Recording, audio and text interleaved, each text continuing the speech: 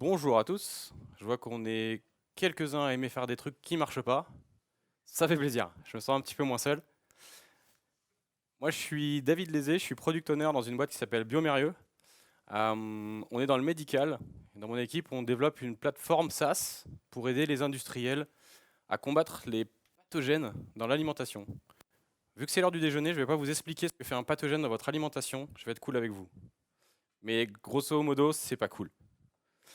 Je tiens à remercier Biomérieux qui me permet d'être ici sur mon temps de travail. Et si mon chef regarde ce talk, je précise que toutes les erreurs dont je vais parler seront uniquement sur mes projets perso. Hugo, tu peux continuer à m'augmenter sereinement, il n'y a pas de problème. Pour vous donner un peu de contexte, je vais utiliser le dernier side project que j'ai fait courant 2023. Le truc s'appelle Stand Up Flow. Ça aide les équipes à préparer et dérouler leur daily stand-up, donc les réunions quotidiennes pour se synchroniser, qui sont plus ou moins bien faites en fonction des équipes. Et je ne vais pas détailler plus que ça, parce que ce n'est pas l'objet du talk et ce n'est pas important. Ce qui est intéressant à savoir, c'est un peu la genèse, l'origine. À l'époque, quand j'ai lancé ça, côté Biomérieux, on était sur une grosse refonte technique avec la mise en place d'un Kafka, Schema Registry, Avro et tout ça. Ça prend un peu de temps, ce genre de choses. Avant, on était sur un ordonnanceur maison qu'on avait fait en mode MVPP. Je ne sais pas si vous l'avez cet acronyme. Méga vite mais pas propre. Je vois que quelques-uns pratiquent dans la salle. Bon, bah, évidemment, on avait mis ça en production, hein, on avait fait ça bien.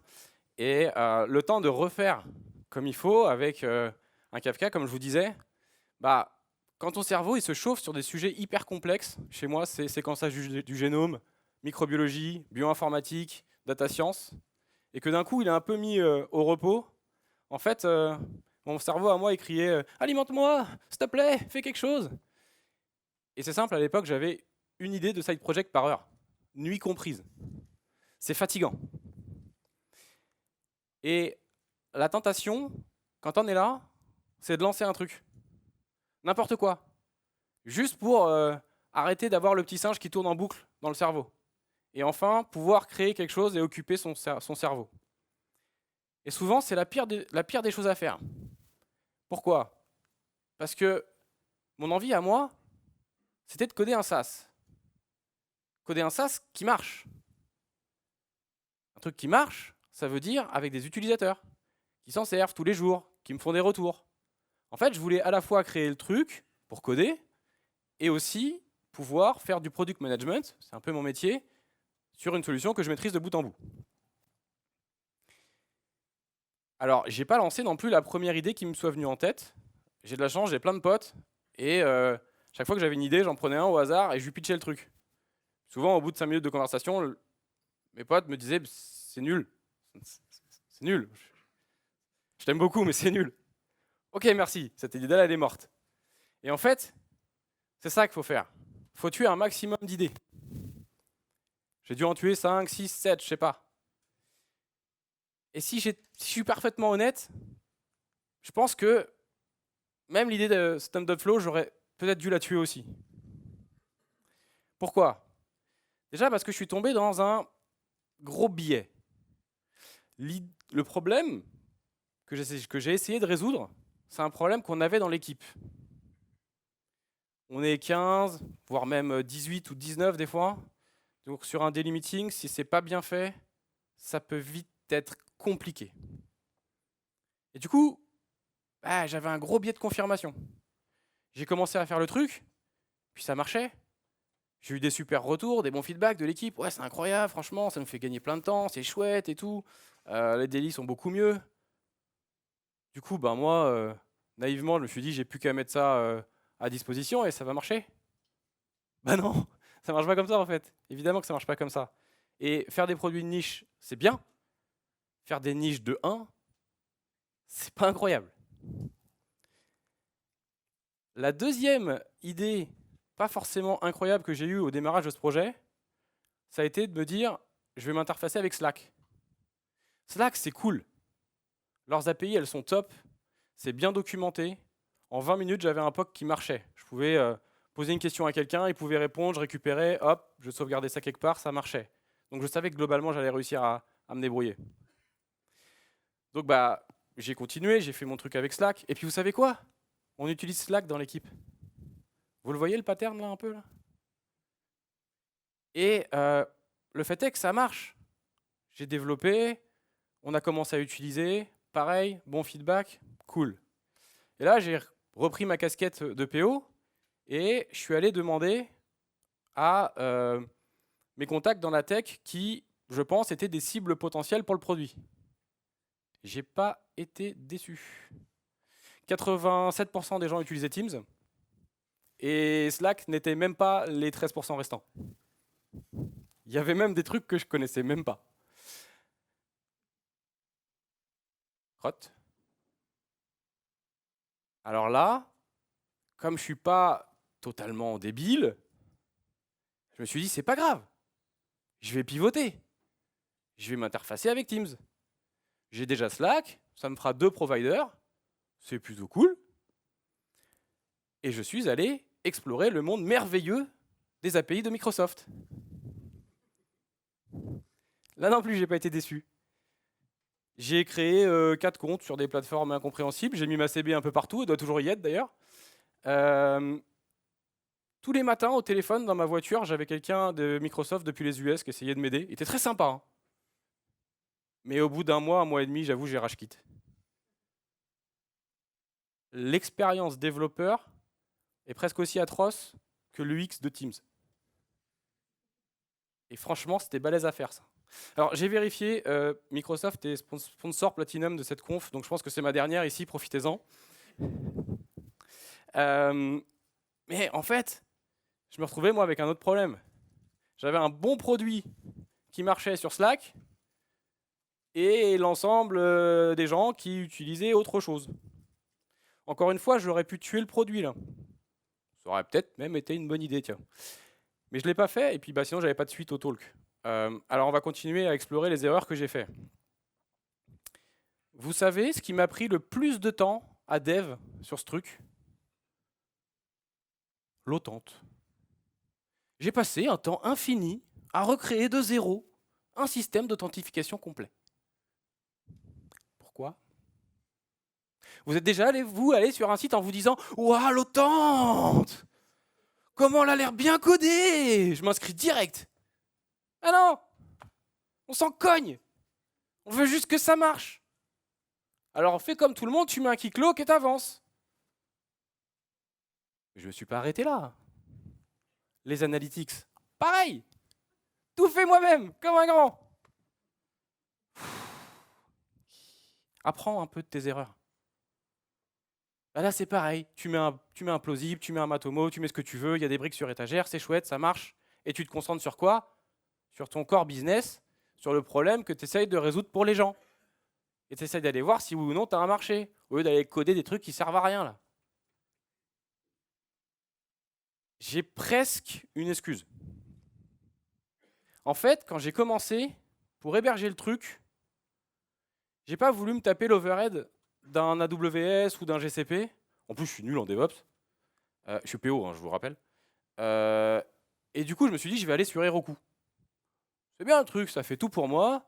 Je mets en place 2-3 GitHub Actions, puis ça déploie, ça marche. C'est facile. Ouais. J'ai oublié un détail, le pricing. Comment ça marche là-bas? C'est simple. Un pod, c'est 7 $. Donc tu mets une app, tu mets un back, 7 $. Tu mets un front, 7 $. Tu rajoutes à ça une base de données, un Postgre, le truc le plus petit qui existe, c'est 5 $. Tu as le droit à 10 000 enregistrements. Ils te rajoutent 5 $ de charges diverses. What the fuck? C'est cadeau, c'est pour eux. Ok, donc là on est déjà, j'ai oublié le calcul, mais un truc de 24 $.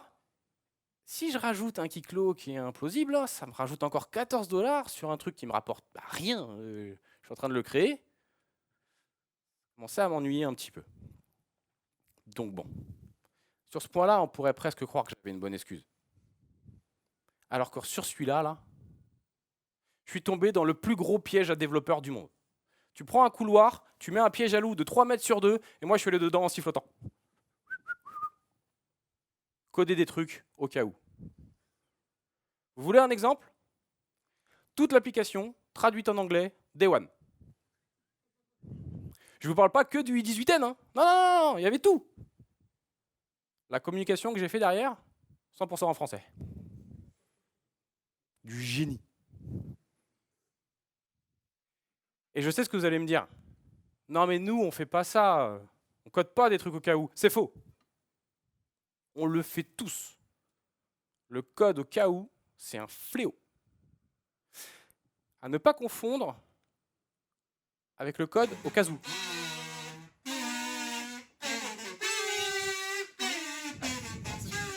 Ça, si vous avez des collègues aussi marrants que les miens, je vous le recommande. Faut qu'ils soient un peu compréhensifs. On est 15, ça peut vite faire du bruit. J'en parlais tout à l'heure, mettez des analytics. Alors ça, c'est un Grafana, c'est pas Stand Flow, hein. Clairement, j'aimerais bien faire 900K. Il y a 900K d'écart à peu près. Mais quand j'ai commencé, je me suis dit, je vais faire un truc simple. Je vais m'envoyer des mails à chaque fois que quelqu'un s'enregistre. C'est facile à coder, ça prend 3 secondes. Et puis, je recevais plein de mails. J'étais content. Ça marche bien. Il y a des gens qui s'enregistrent, dis donc. Marche mon truc. Après, encore une fois, j'ai repris ma casquette de PO et j'ai fait, OK, c'est quoi la North Star? C'est quoi l'indicateur qui me dit que le projet, il marche? Donc ma première idée, c'était le nombre d'utilisateurs. J'ai raffiné. Le nombre d'utilisateurs actifs. Les gens qui se servent du truc. Il y en avait déjà vachement moins.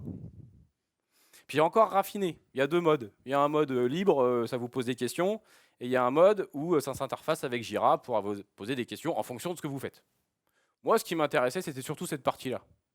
Donc, j'ai mesuré les gens actifs avec un board Jira. Il y avait 2 équipes, dont la mienne. Ah ouais, ça marche vachement moins bien du coup.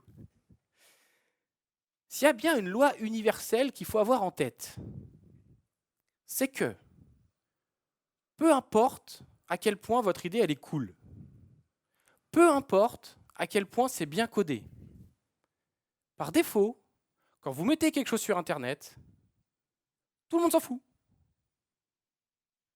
C'est normal, hein? C'est pas contre vous. Vous avez vu le nombre de produits qu'il y a sur Internet? Le nombre de SaaS? Pourquoi diable les gens ils tomberaient sur votre truc en fait? Et là, j'ai fait la dernière grosse erreur, c'est que j'ai sous-estimé l'effort marketing qu'il faut mettre pour aller promouvoir ce genre de projet. Et personnellement, c'est pas forcément le truc qui m'éclate le plus. Et je sais que dans la population dev, je suis pas tout seul. Mais le fait est que si vous voulez faire décoller un truc comme ça, il va falloir écrire du contenu. Il va falloir publier des choses. Il va falloir faire des visuels. Il va falloir décrocher son téléphone, envoyer des mails, etc. Et moi, comme c'est un side project, au bout d'un moment, je me suis fait rattraper par ma vie. Ouais, l'équipe, au bout d'un moment, elle a fini par le mettre son Kafka, en fait. Et 15 personnes, il faut les alimenter. J'avais une roadmap produit, moi, à travailler. Et puis à côté de ça, j'écris beaucoup trop de conférences aussi.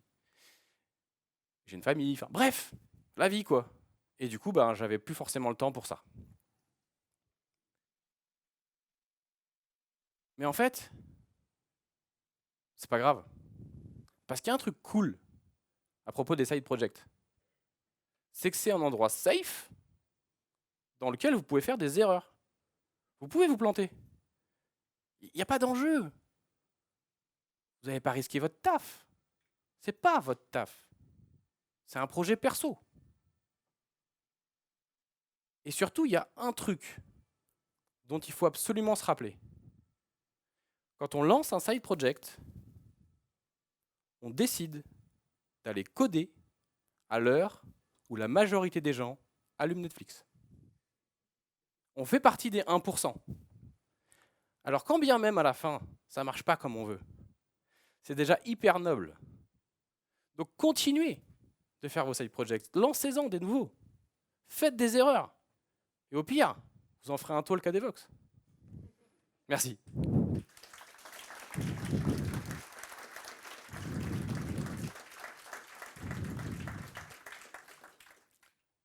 Si vous voulez envoyer du feedback, positif ou négatif, évitez de m'envoyer des pierres quand même. Mais il y a mon LinkedIn qui est en bas, pas de souci. Si vous voulez tester Sound of Flow, ça marche, hein. Pas sur Teams par contre, hein, qu'on soit clair. Je crois qu'il y a encore une image de Teams sur la landing page, mais ça marche pas. Hein. Et sinon, pas de souci pour échanger si vous avez des questions juste après, puisqu'il me reste 10 secondes.